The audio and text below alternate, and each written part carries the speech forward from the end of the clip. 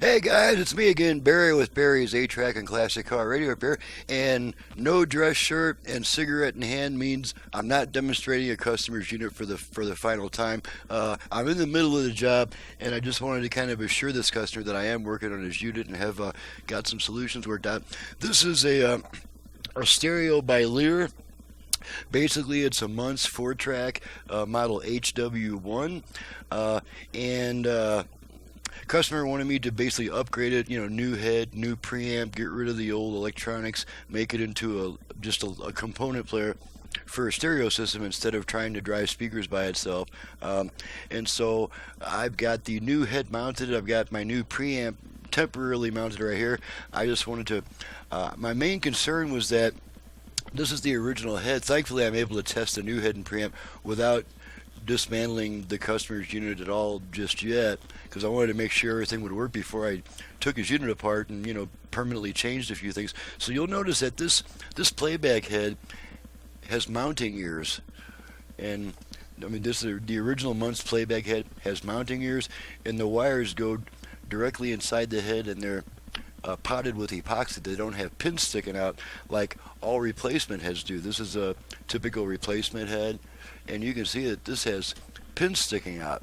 Well, because of these pins sticking out, this head is a good quarter-inch longer than the original.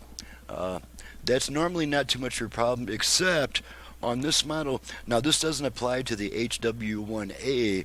It only applies to the HW1. The adjustment screw for program 2 is right directly behind the head, and there's no way in the world that this head is going to fit where it belongs without these pins shorting against the adjustment screw. So some ingenuity was called for. I had to basically fabricate a couple of mounting ears to go on the head, and then had to match them up with the existing holes. And then when I was playing it before to see how far out of adjustment the head was, or if it was even out of adjustment, I noticed that the program 2 adjustment screw was right at the end of its range to pick up program 2 on the tape. So I mounted my ears in such a way that the head now sits a little bit lower, about 2 millimeters lower than it did before, to make sure that we can pick up program 2 and even be able to misadjust it if needed, because if we can misadjust it downwards, then that means we still have room to adjust it later if we need to. So I've got the new head mounted. I've got the adjustment screw back in place where it's not touching any of the conductors, because I ran the wires. I actually cut the pins off.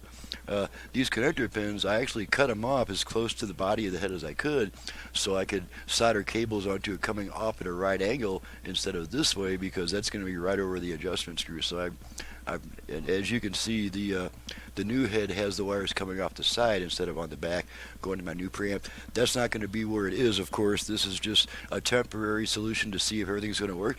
My main concern was that since these heads are different sizes and they mount differently, and clearances can be, just a couple of millimeters, maybe even 1 millimeter. For instance, the guard band between tracks on an 8-track tape is about 3 human hairs wide. That's how close the tolerances are with this. So I wanted to show this customer that I at least have this part fixed. I still need to replace the motor. The motor runs pretty slow, and you still need to do a whole bunch of stuff on the inside. But I wanted to make sure that I got the hardest part out of the way, the part that drives me crazy and makes me nervous. So let's go ahead and pop this tape in, and we'll get our level meters in play here so we can make sure that we got output on both sides. And let's go ahead and play. Right now, this is set to program 1 on this tape here. So let's go ahead and. Okay,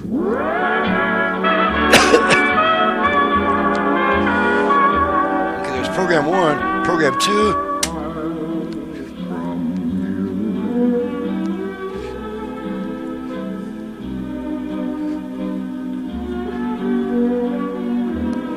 Now right now there's just not much happening on the left hand, and now you can see it's starting to pick up a little bit.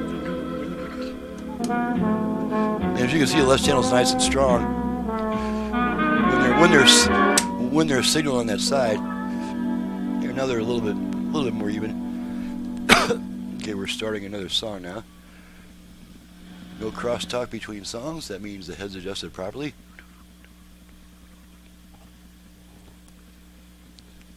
might take a little while for this next song to start. I'm not too used to 4 tracks anymore.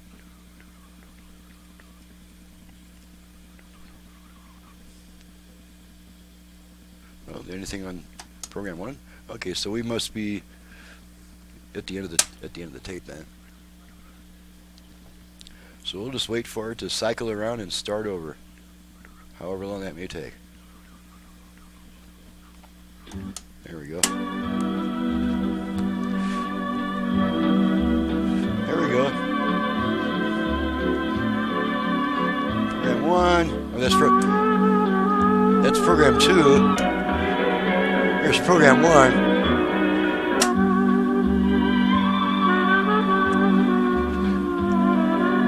Okay, and that takes care of that. I just wanted to show the customer that that I was successful in getting the head replaced, cleared of the channel 2 or the program 2 adjustment screw. You can still adjust program 2. You can also misadjust it downwards, which was my goal because the head was a little bit high to begin with. So now I've got it to where it plays both programs properly. It sounds pretty good, and so now I'm ready to proceed with the rest of the unit. Still got to replace the motor, do all kinds of stuff on the inside. Interesting thing about this model is I looked up the schematic for it, and it only has negative DC voltages. I don't know how often I've seen that. It's not very often. Ordinarily, you see positive DC voltages with a few negative voltages, like on the bias. Bias transistors, some parts require negative supply. But in this case, the machine has nothing but negative DC voltages inside.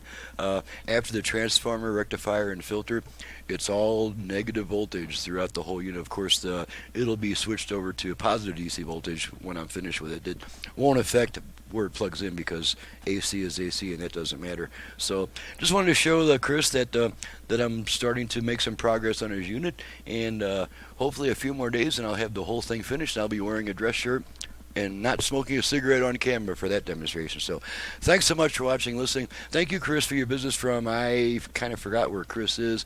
I don't have his file handy at the moment, but he knows who he is. So thanks, guys, and we'll see you next time. And I have earned my shower, so now I'm off to the shower.